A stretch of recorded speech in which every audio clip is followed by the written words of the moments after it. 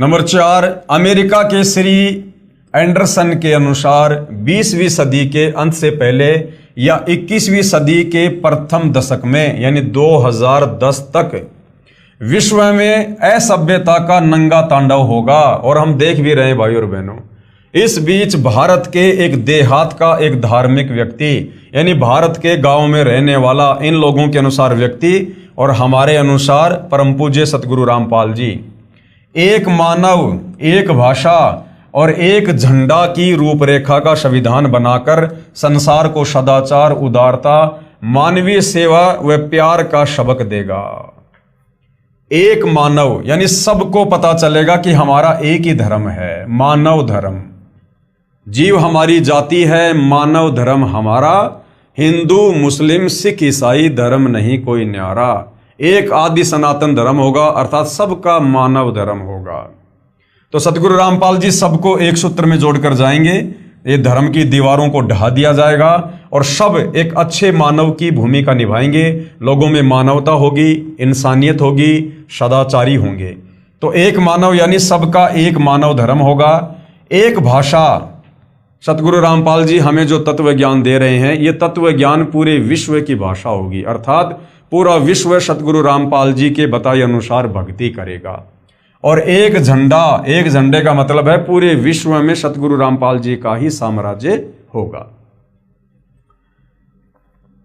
यह है मसीहा। अब देखिए भाई और बहनों, ये जो भविष्य वक्ता होते हैं ये कभी तो कह रहे हैं कि व्यक्ति, फिर कह रहे हैं कि एक मसीहा। अब मसीहा में और व्यक्ति में रात और दिन का अंतर होता है। एक व्यक्ति कभी मसीहा नहीं हो सकता। मसीहा का मतलब है परमात्मा, भगवान, मालिक।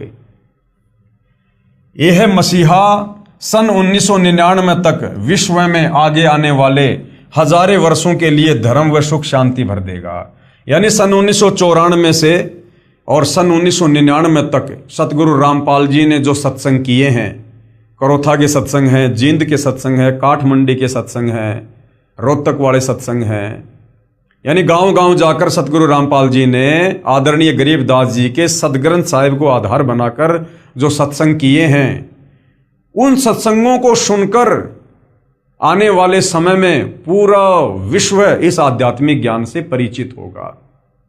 क्योंकि सतगुरु रामपाल जी ने शुरुआत में जो सत्संग किए हैं वो 5वें वेद, सूक्ष्म वेद को आधार बनाकर सत्संग किए हैं। यानी वास्तव में जिनको हम सत्संग कह सकते हैं, वास्तव में जो आत्मा की खुराक है, वो सन 1994 से लेकर सन 1999 तक सतगुरु रामपाल जी के द्वारा किए गए सत्संग हैं।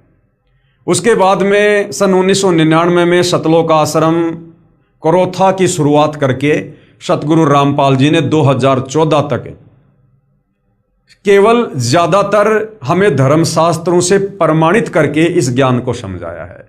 जैसे गीता जी को दिखाना, चारों वेदों को दिखाना, कुरान शरीफ को दिखाना, कुरान मस्जिद को दिखाना, तौरेत, जबूर, इंजिल को दिखाना, बाइबल को दिखाना, गुरु ग्रंथ साहिब को दिखाना, अन्य साधु संत महात्माओं के आधे अधूरे ज्ञान की पुस्तकों को दिखाना।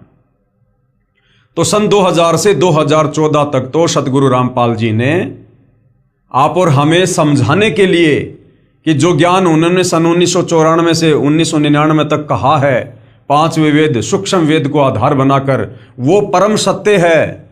हमें उस पर विश्वास करवाने के लिए उन्होंने ये हमारे धर्मशास्त्र दिखाए कि भाई तुम्हें जो ज्ञान दिया जा रहा है ये ज्ञान तुम्हारे ही धर्म की पवित्र पुस्तकों से प्रमाणित है, तुम विश्वास करो। तो सन 1994 से 1999 तक जो सत्संग सतगुरु रामपाल जी ने 5वें वेद, सूक्ष्म वेद को आधार बनाकर किए हैं, इन सत्संगों को सुनकर ये आत्मा जागृत होगी।